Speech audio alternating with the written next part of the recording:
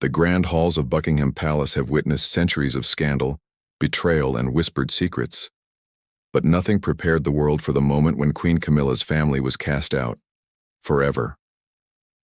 Behind closed doors, King Charles confronted not just his wife but the truth that could shake the monarchy to its very foundation.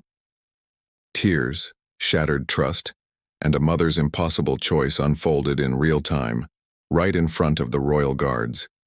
And when Camilla collapsed in anguish, it wasn't just her family that seemed to break. It was the fragile bond between love, loyalty, and duty. So what really happened that day?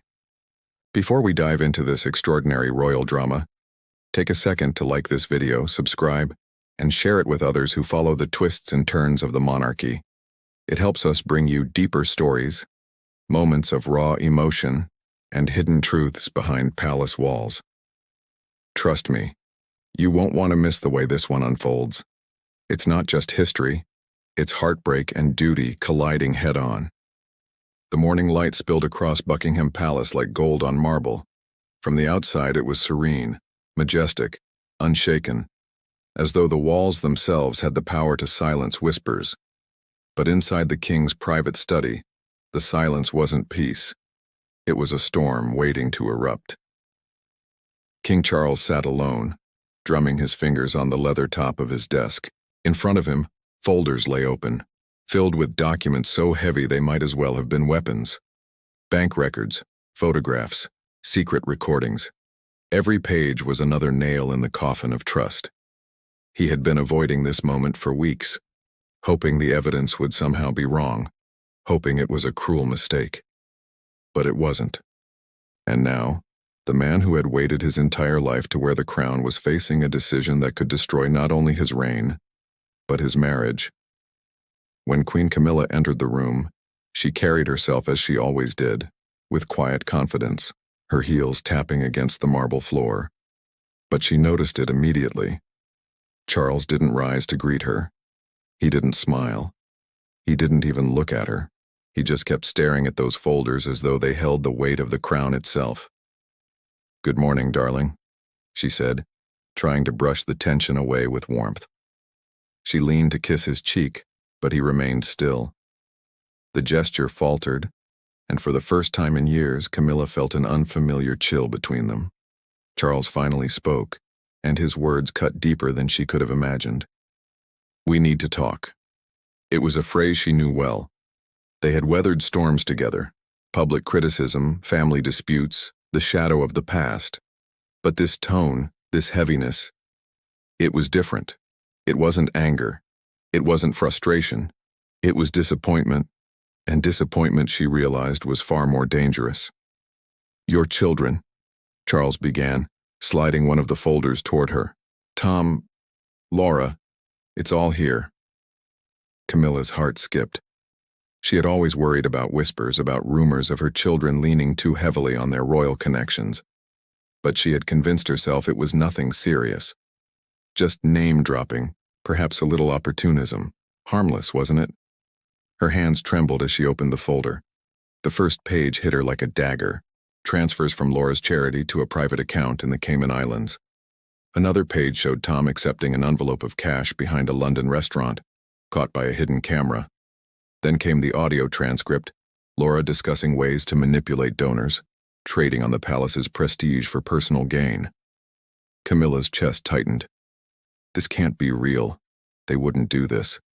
"Not my children. I've had investigators on this for months," Charles said, his voice breaking just slightly at the edges. "I wanted them to prove it wrong. I prayed they would. But it's true. All of it." Tears blurred Camilla's vision as she gripped the folder. Memories of Tom's boyish grin, of Laura's passion for charity work. They clashed violently with the ugly evidence before her. "They've made mistakes," she whispered, clinging to hope. "But they can make it right. We can fix this." Charles stood, his figure framed by the tall window overlooking the gardens. His voice was resolute. "The damage is done. The press already has parts of the story. Parliament is circling.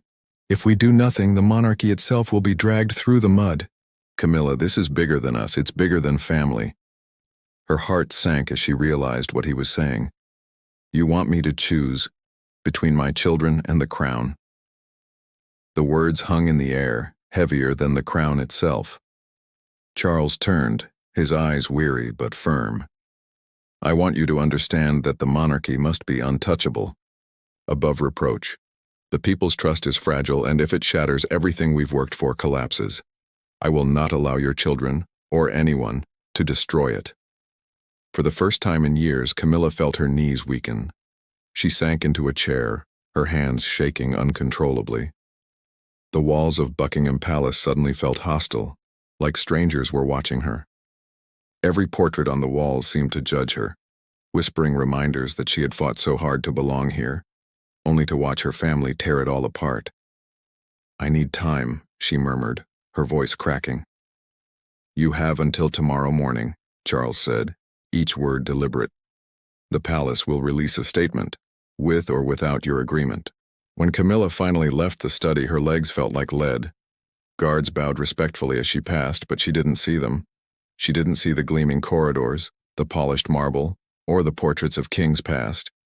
She saw only the faces of her children, faces now branded with betrayal. And as the doors closed behind her, the Queen Consort of Britain felt for the first time utterly powerless. The monarchy demanded sacrifice, but could she bear this one? Rain lashed against the palace windows as Camilla sat alone. The damning evidence still spread across her coffee table. Each photograph, each record, felt like a knife twisting deeper into her heart. She had raised Tom and Laura to value honesty, to believe in service. And yet here it was, proof that they had traded honor for greed, that they had dragged the crown into the dirt. Her secretary entered with news that made the storm outside seem almost gentle. "Your Majesty, the press has it. Tomorrow morning the Daily Mail will run everything. Names, accounts, photographs. They're already preparing headlines." Camilla felt the air leave her lungs. Time was up. The decision wasn't hers anymore, it had been made for her. That evening, under the cover of night, Tom and Laura arrived at the palace. They expected comfort, protection. Instead, they were met with their mother's steady gaze. Tears brimmed in Laura's eyes before a word was even spoken. "Mum, what's going on?" Camilla's voice cracked, but she held her ground. "We know everything. The restaurants, the contracts, the charity money. It's all there. You've betrayed not just me, but the very people who trusted us." Tom tried to argue. "We can fix it. We'll pay it back." But Camilla cut him off. "It's too late. Tomorrow the world will know, and the king has made his decision." Laura collapsed into her chair, sobbing uncontrollably. Tom raged, pacing like a caged animal. "This is madness. You'd destroy your own children to protect the monarchy?" Camilla's composure cracked, her voice rising. "I didn't destroy you. You did this to yourselves. I am trying to save you from prison, from charges that would ruin you forever." The silence that followed was suffocating. When Charles entered, his presence was cold but steady. His words carried the full weight of the crown. "From this moment, your connection to the monarchy ends.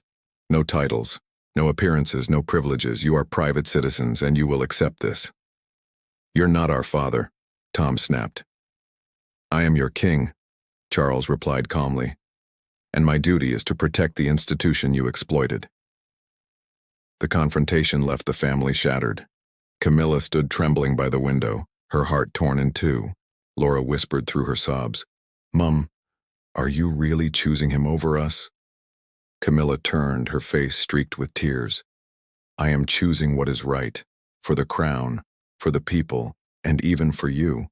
Because sometimes love means saying no, no matter how much it breaks me." The next morning, the world descended upon Buckingham Palace. Cameras lined the gates. Reporters shouted questions. The scandal had erupted like wildfire, and Britain was holding its breath. Camilla, dressed in black, prepared to walk beside her husband. Her steps were slow, her face pale. But as they emerged into the courtyard, the weight of everything, the betrayal, the headlines, the collapse of her family hit her all at once. Before the assembled guards and watching eyes, she faltered. Her knees buckled. Gasps rippled through the crowd as Queen Camilla collapsed in anguish. clutching her chest as if the weight of her choice had finally crushed her. Guards rushed forward, lifting her to her feet with a mixture of duty and compassion. It was more than a stumble. It was the breaking point of a mother torn between love and loyalty, exposed for all the world to see. From that moment, history would remember the scene not just as a scandal but as a symbol, a queen collapsing under the unbearable cost of her crown. And so, the story of Queen Camilla's heartbreak became one of the most dramatic chapters in modern royal history.